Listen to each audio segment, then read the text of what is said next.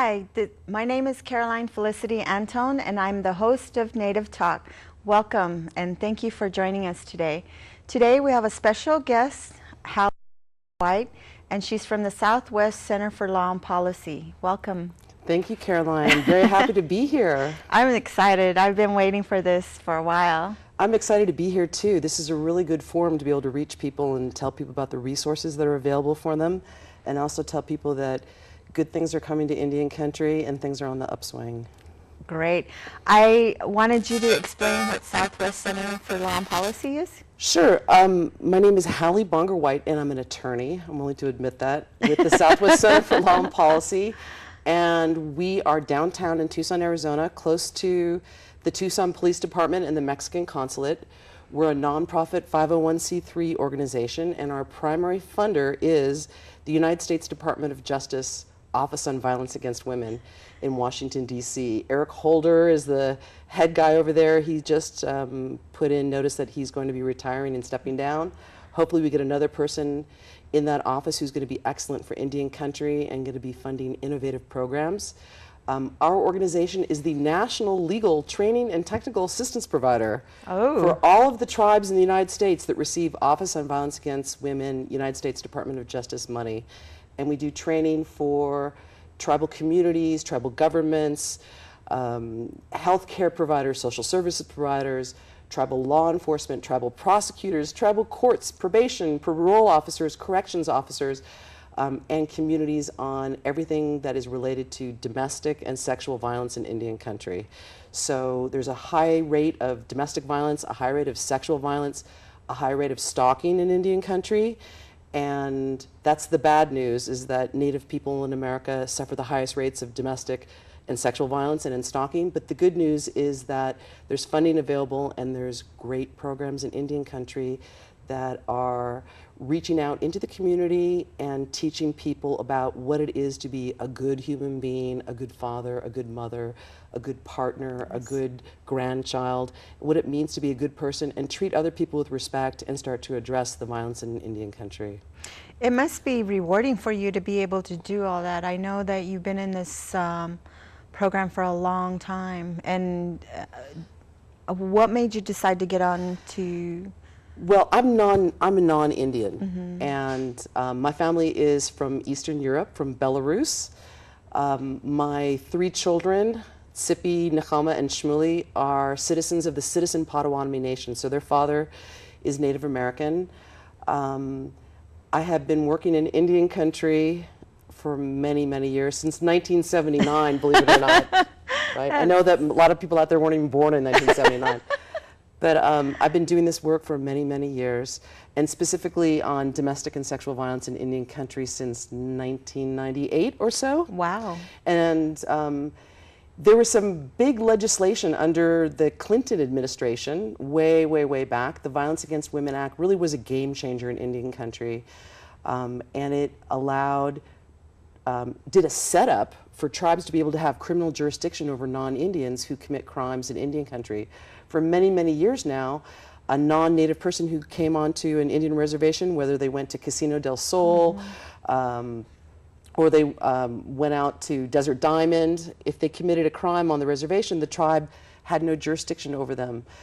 Because of the Violence Against Women Act and recent amendments and the Tribal Law and Order Act, tribes like the Pasquayaqui tribe and hopefully Tana Atam Nation soon will be able to prosecute wrongdoers, people who commit acts of domestic violence and sexual violence against their members and against other Indians in the tribal courts. It strengthens tribal sovereignty. It's a win-win for the community.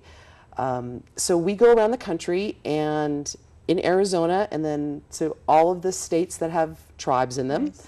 And we do training about how they can use the current federal laws on the books, state laws, how they can develop their own laws to be able to create healthy communities and create an effective response to violence in their communities.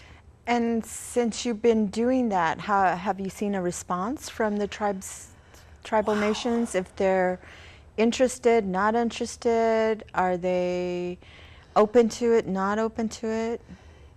You know, so I'm a non-Indian working in Indian country, and I have Native children, and most of my friends are Native.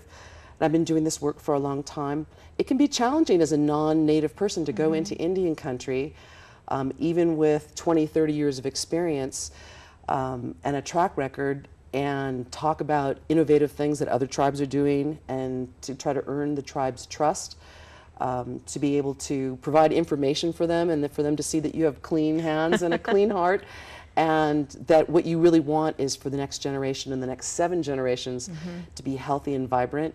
The changes that I've seen are that people are much more open. Back in the day, and I'm talking in the mid to late 90s, people didn't recognize things like, they didn't understand that if you're legally married to someone, you shouldn't force them to have sexual relations against their will. Right. People didn't understand that. People are talking about it now. People are speaking openly about domestic violence, about elder abuse, about abuse of persons with disabilities, about child abuse, stalking.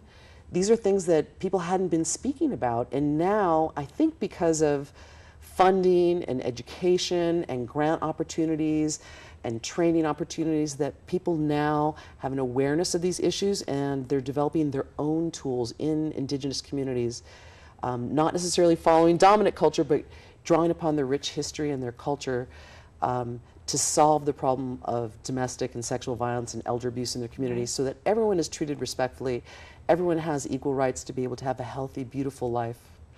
I think for most part, when I first started doing that as well, teaching and training, we didn't really even understand what our rights were as a human being, as a female and as a human being. Yeah. I didn't even know there was rights after the rights.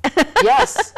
And just even having that conversation about, I'm in a relationship with someone, I get to decide how they touch me, when they touch me, and if they touch me.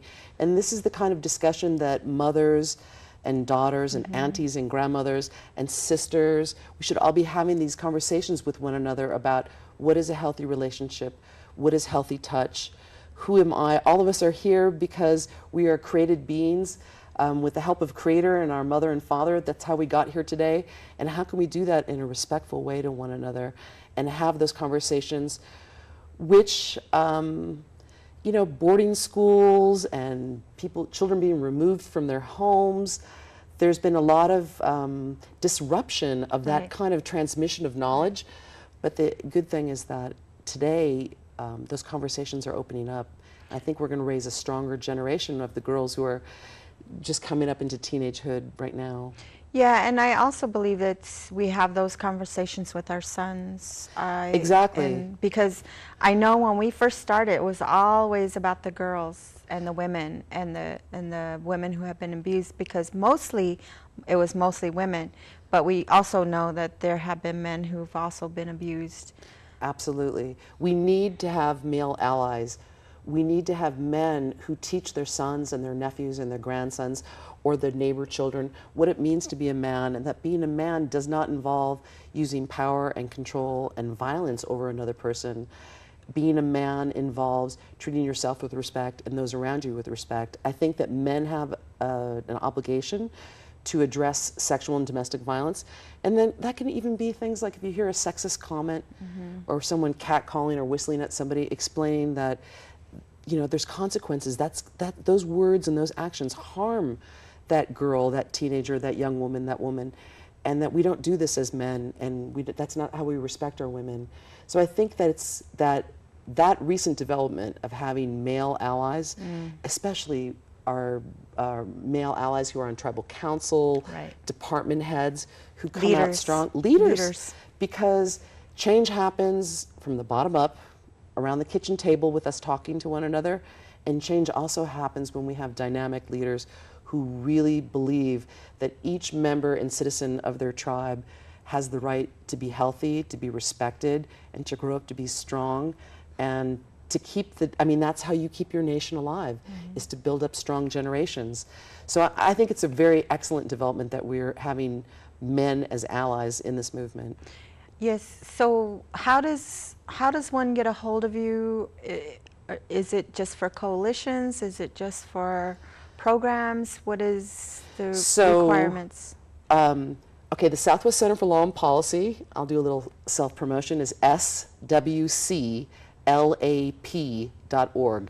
And that is the training and technical assistance provider for the Department of Justice Office on Violence Against Women for the tribes who receive funding from the Office on Violence Against Women.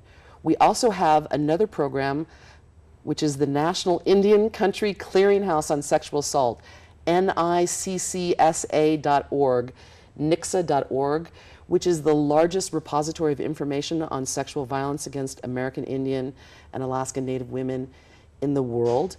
It also has all of the tribal codes on sexual violence, national protocols for tribal law enforcement and tribal prosecutors on sexual violence, all the federal laws, all the state laws, where it is that you can find a sexual assault nurse examiner, where you can find a Native domestic violence shelter, all the information on sexual violence that professionals and victims can need is at nixa.org, and it also comes with a toll-free hotline. And you can call us from 8 to 4 Arizona time, and we can answer if you're a professional working with Native victims of sexual violence. We can answer your legal questions. We can hook you up with healthcare professionals, with social services professionals, people who are experts in tribal governance. And that's a free service that we offer to anyone in the United States, in Tucson or nationally, and that information is online. And then finally, one of the other programs, and I know that you're a Safe Star, as am I, we have a program that was the first place that it was implemented, near and dear to my heart, is Tana Atum Nation, where we train lay people in the community, local women in the community, how to become sexual assault community healthcare advocates, to collect sexual assault evidence, to provide women with information about the healthcare consequences of sexual violence, to ensure that just because they're a victim of sexual violence, they don't die of their injuries. So they can transport them to sexual assault nurse examiners in town if you're on the reservation, or if they want to, they can collect that evidence, which can be used in tribal, state, and federal courts.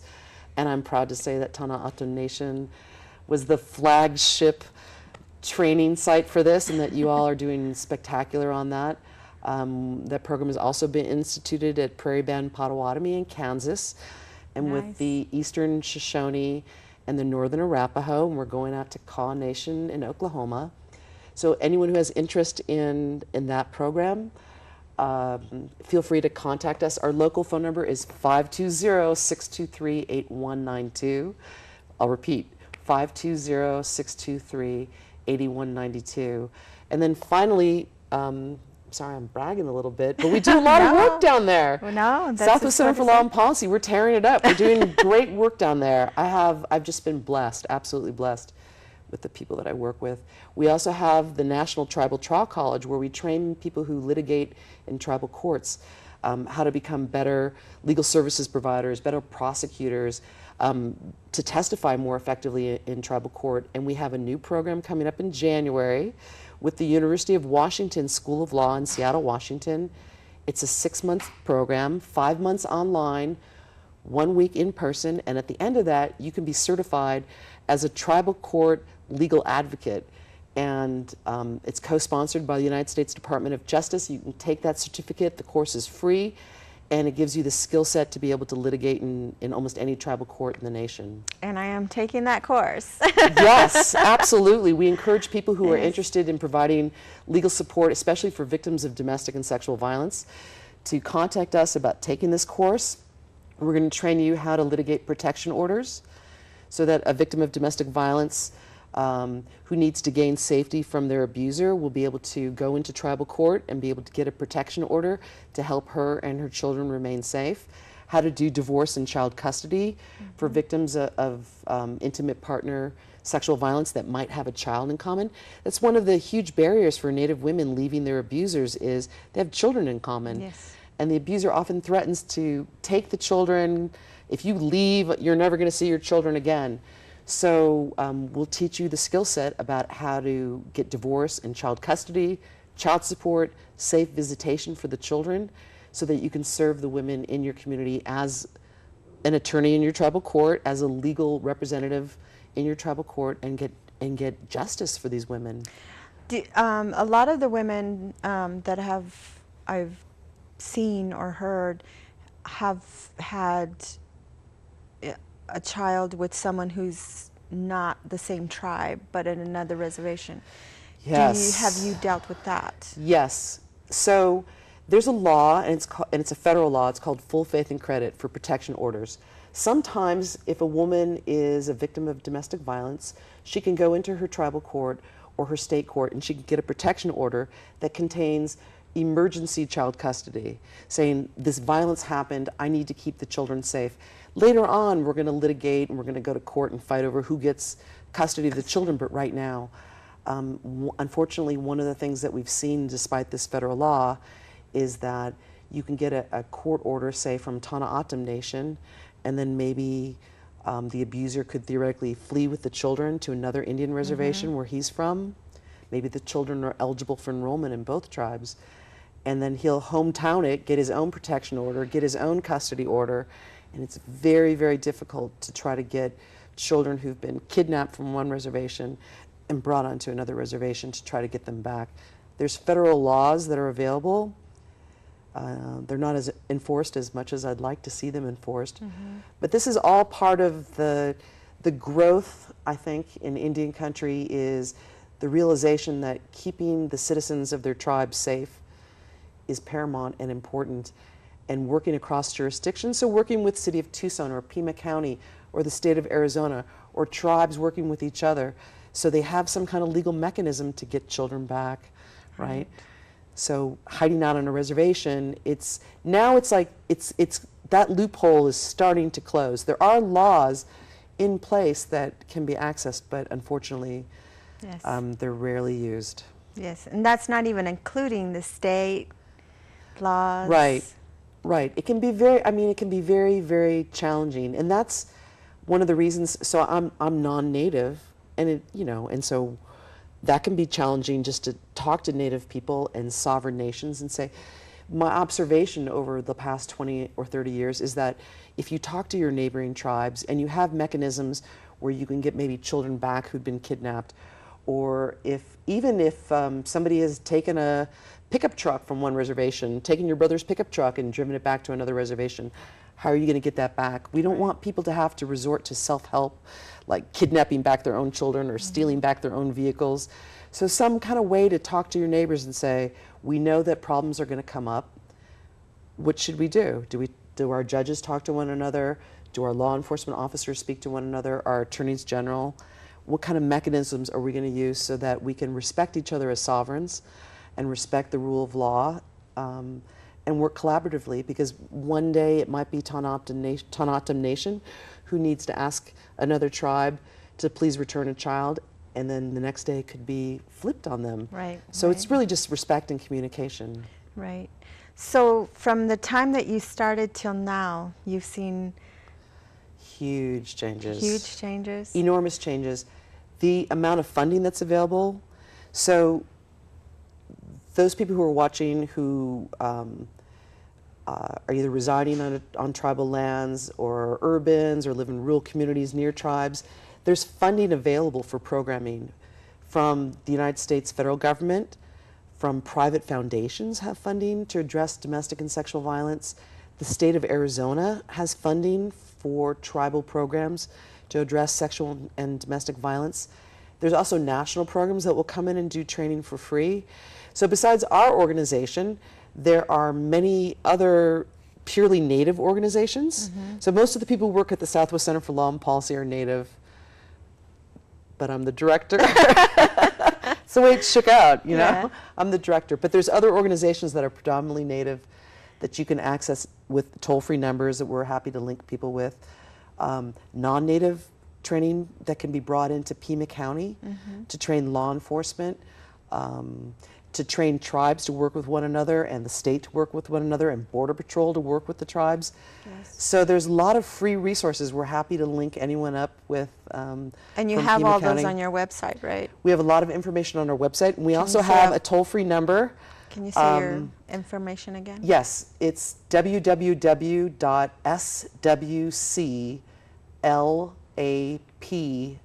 like Peter.org, or the NICSA, NICCSA.org. That comes with a local phone number and a toll-free number. People can call and ask for information about primarily sexual violence and what resources are there for tribes, for communities, for individuals. So these are educational and trainings. They're not direct services? Right. We don't provide direct services, but we know who does. And we got their phone numbers and their email addresses, and we're not, we're happy to provide that information. Great. There's also locally, like Southern Arizona Legal Aid is a tremendous resource. The University of Arizona has legal clinics that people can access. There's a lot of resources that are available. Penal Council on Aging is also a great resource for elder abuse that you can use both on tribal lands and off tribal lands. So there's a lot of local resources that we can link people up with, but we don't actually represent human beings in court in their divorce or their child custody cases. Who knows, maybe we'll get a grant and we'll start providing that service. You never know. You never know. Things are always changing. Yes. So what has been the biggest help to you in Indian country? Is it just been time and people gotten to know you to be able to let you come in and train, or has it been? I think, it's an interesting question about what do you do as a non-native person, right? What do you do to go in and work in Indian country as a non-Indian? Yes. So I'm Jewish. My family is from Eastern Europe. And so if we had a Palestinian person come in and try to talk to us, we would listen, but there would be some suspicion of that person, right? I think with Native people, there's that suspicion of what my motives are, because we've had a long history in this country of non-natives who come in and they just take. It's like vampires. They come in and they get knowledge so that they can write their dissertation and get their PhD and teach in an ivory tower and then never share that information with tribes. Or they come in and they're hustling tribes and trying to make money off of them. And there's such a long history of boondoggles and disrespect that in many ways I have to be conscious of who my predecessors were and who they are now, and I have to constantly not overpromise, say what I'm going to do what I said, have a long track record, respectful track record, where I suit up and show up, and have no other agenda, other than I believe that Creator here put me on earth, and I've had the privilege to be able to walk alongside, not as I'm the expert and listen to what I have to say because I have all these degrees and I have the answer, but listen to people in Indian country and find out what it is that they want, what their needs are, what their priorities are. And then design the program to them. And then link them with the resources or say, what do you think about that? I think this is what you said. I tried to translate into this document here that maybe is your code or a form that you could use in court that could make it easier for women to get divorces. Maybe this would be a good form. But, like that saying, you have 2 ears and 1 mouth. Yes. So listen more. And then over time, because you are suspect. I hate to say this. This is going on TV. Sorry, but I hate to say this, but it's true. Like, why should anyone trust me? Right, right. The reason, and I think that's a good thing to ask yourself anytime you go anywhere. I mean, if you didn't ask that, then it'd be then you're clueless and people shouldn't trust you. Absolutely, absolutely. So it's just self-awareness of who you are, why you're there, what your motives are, and then, after people know you for 20, 30 years, think, okay, maybe, she might be able to help a little bit. So we have a few minutes left. What would you like to share in the last few minutes? I think that there's a movement now that is very, very good in Indian country where the problems that are plaguing Indian country, high rates of suicide, high rates of substance abuse and alcohol abuse, high rates of violent crime victimization, that people now, like the 100th monkey, like the camel that broke the straw that broke the camel's back, people now realize that it's, the time is now. The time is now, and that people are really rolling up their sleeves and addressing this. And they're addressing it from, intellectually, and going and finding out, what's White Mountain Apache tribe doing about this? What's Tulalip doing about this? Let's look at their codes, look at their programming, and see how we can adapt that into our own culture. They're looking at it intellectually, and they're also looking at it spiritually, and looking back at their history, their customs, their traditions, and how it is that relationships were healthy in the past, and using those models that have always been there about how to be a holy person and how to be a respectful person. So for me, it's really heartening to see that people are both using their minds and using their spirituality to address in a really deep and effective, meaningful way for change to come to tribal communities. And so it's been exciting the past many decades, seeing that change. I'm very honored. I'm honored to be here with you and to have an opportunity to chat with you. And I hope that something I said here today maybe helps one person. And with that, can you say your information again? Yes, my name is Hallie White. I'm the director of the Southwest Center for Law and Policy in Tucson, Arizona. We're on Stone Avenue downtown. You can contact us at 520-623-8192. Our websites are swclap.org, NICSA, NICCSA.org, and safestar.net. That's all one word, Safestar. And we look forward to spending more time with you, beautiful woman, and serving the local communities in Indian country. Thank you. Thank you very much for joining us.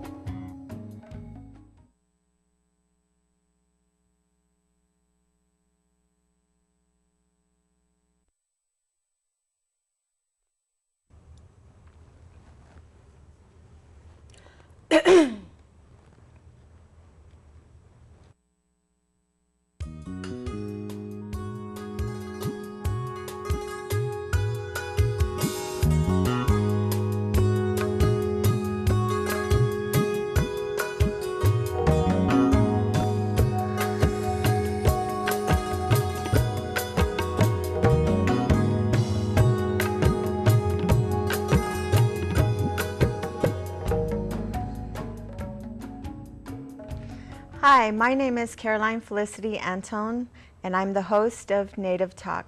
Today we're having a guest, and her name is Jennifer Rodriguez, and we're going to be talking about mental health. Hi, my name is Jennifer Rodriguez.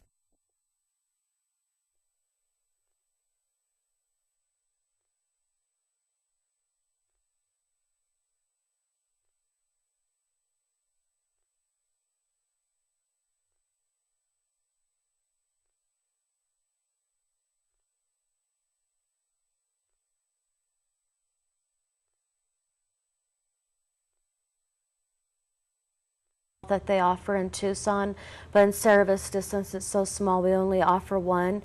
And I kind of wanted to talk about mental health and how it affects people and the stigma about it, that there's an ignorance about it, to other people that don't understand the mental illness. And, if you're out there listening and you want the help, there is help out there for you. There's a lot of support systems. There's case managers to talk to. There's people that go there on a regular basis, and I have to say that they're well medicated, they're well groomed, they take care of themselves properly. And it's a bad stigma that mental health individuals get on the people that don't want to take care of themselves, want to commit the acts of violence, want to do the horrible things to people, such as the Gabrielle Giffords shooting. You know, that was a horrible thing to do to somebody, to label them schizophrenic, that once you're schizophrenic, always a schizophrenic, everybody is a schizophrenic. It didn't make sense in my mind because I had been labeled myself before too, and it didn't make me feel very good. And I came to the conclusion that maybe it was just the people didn't understand it very well. They were very ignorant about it. They didn't know that people were actually getting the help and getting the treatment that they need. And one thing I didn't know that I know now about working in mental health is a lot of it has to do with substance abuse. These people are doing this to their own minds and bodies over substance abuse, and they don't want the help. They want to spend their last dime on alcohol and cigarettes, and that's very sad to me because I used to be an alcoholic. My last dime would go towards beer. I would hustle the streets. I would always want to have my beer no matter what. But when I became pregnant and I got a family going, I didn't want to do that anymore. My child changed my whole life. I wanted to willingly go into AA without somebody forcing me to go into a program. And with AA, I mean Alcoholics Anonymous. It's really changed my life. It's really helped me for the better. And it stays me sober, it stays strong. There's lots of tactics we believe in, and only if the people in the mental health that have the substance abuse problems would reach out with their own free will on their own to take advantage of groups and NA meetings, AA meetings, support groups that they have in the community. I think some people would be very well off without needing as much help as the stigma is said as mental health needs. Right. And so how did you get into wanting to do something about it? You must have thought long and hard about it. I had hit rock bottom. It was a 3-month straight period of time I had when I finally quit March 8th in 2010. And it was destroying my life. It was making me feel weird. I was out of money. I was just totally at the end of my rope, hitting rock bottom. I begged my mom. I asked her, can you please help me? What do I do? She gave me the right advice. She said, you know you're hurting the people you love, don't you? I said, no, I don't know that. All I can concentrate is the next drink. And I religiously, after that moment when I decided that I wanted to get into treatment, I went twice a week to AA meetings, and I continued to go. Even when I had my son, I'd have my parents babysit him just so I could go to AA meetings. I actually enjoyed them. I started liking them. And I don't want people in society to think it's a burden that they have to go to these meetings, you know, or that they're not well heard, or they're not very well liked, or there's something wrong with meetings, because everybody's being treated different at meetings because everybody has a different story. Right. Well, I appreciate you coming on and telling your story, because a lot of times our audiences still, like you said, are unaware that people that do have mental illness are trying to get better. There are people that are trying to get better, and not to just put them all in one bunch to where everybody's not able to get help or whatnot. It's, you really have to seek it out.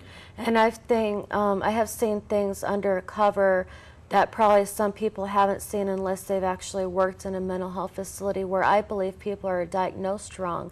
I mean, they don't break people in anonymity and go tell and stuff, but I have had complaints from members that they believe that they're another illness, and it takes them so long to get a nurse practitioner's appointment, to get a psych evaluation, to get counseling and treatment set up. Sometimes they have to wait 1 month to 3 months, and that's an extreme amount of time for somebody that needs medication. So I do wish something was done about it, and I try every day as just a secretary there at a mental health clinic to make people feel better and happy about themselves, that people do care about mentally ill people. They're not just, you know, isolated and want to stay in the room and not have friends and think they're worthless. There's people that want to help them. Right. And if you're, a listener out there and you believe that maybe you have one of these mental illness things wrong with you, reach out to somebody. Talk to a counselor, support. Even if you have a good friend, talk to them just so you don't make the wrong mistakes, so you can talk through your problems. So what, how did you start? How did you start reaching out? I began becoming more trusting of my mom. When she had told me the right advice, that I was breaking the people in my family's heart, and I better quit now. Isn't that what you want, honey? She looked at me and asked me, and I said, yes, it is. I want nothing but to quit and never go back to it. And alcoholism and drug addiction is a very scary thing. It's a very ugly illness. It'll drag you down, and it won't make you realize who your true friends are. They'll be out to backstab you, and all you can concentrate is the next drink. You're not really realizing what you're doing. It's like euphoria, and that's why there is medication for stuff like that, so you can see a little bit more clear, so drugs and alcohol don't cloud your mind. And I know anybody can go to their local mental health facility and ask for community resources. And there's a bunch of listings there listed. If anybody didn't know what to do, they can always ask questions. So when you were getting help, was it important that you stopped drinking before you got diagnosed? Or was it the other way around, where you diagnosed and then stopped drinking? I was diagnosed when I was 16 years old, so I've been in mental health for a very long time. And it wasn't that I was drinking a lot. I had ended up doing it later in life because I felt like I was worthless, that my mental illness was me, but your mental illness is not you. It's something you can overcome and you can beat. That's great, and I'm glad that you're able to do that and we're able to come on and share that, because it takes that. It takes people to really disclose what they had to go through and to be strong enough and have courage enough to say those things. And one thing I realized too in recovery, you have to work a very honest program. The more you want to tell somebody that that wasn't your last drink that day when it was, or any misconceptions because you don't trust the people is wrong, you have to work an honest program, and you have to work it for yourself. You have to have that free will and that freedom in your heart and your mind to love yourself again, to give yourself credit that you can do it without the drugs and the alcohol. That's only going to tear you down in life. Yeah. So we just have a few minutes, and what else would you like to tell the audience today? That mental health is a very serious thing, and I think people take it for granted that there are people out there worse than them. But I'd like to say that it's a very traumatizing thing for some people to have to live with that for the rest of their life, and it's something they can't help.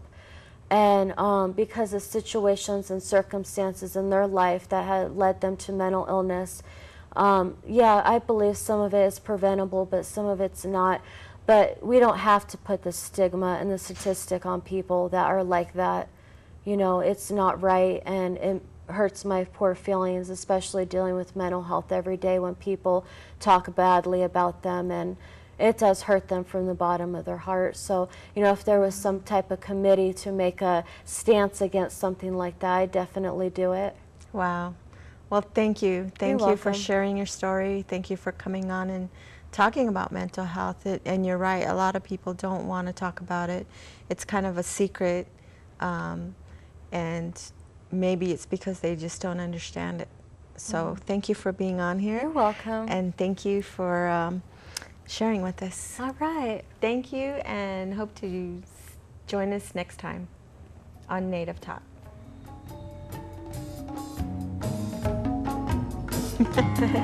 I